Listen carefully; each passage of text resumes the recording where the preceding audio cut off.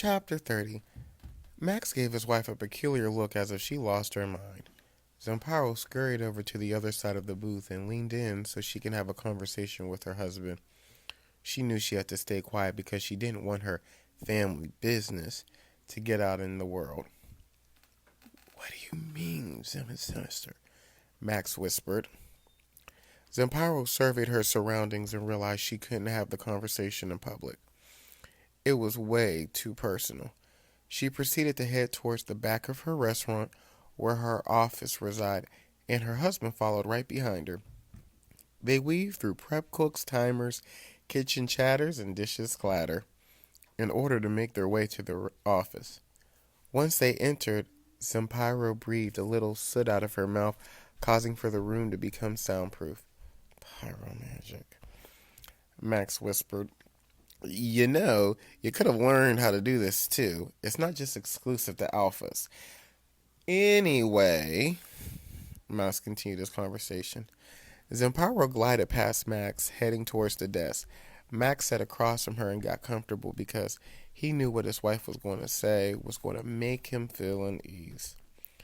So, when I was linked to him in the alpha wave, I felt something dark, something sinister. Max leaned in like he was intrigued. At first, I wanted to break apart. Zempyro leaned on the desk, but something told me to stay linked up, so I did.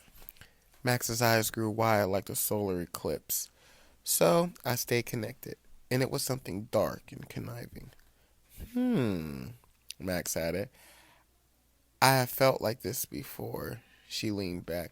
"During my training when I was younger, my mother had me connect with one of my ancestors, and his ancestor happened to be the Black Flame."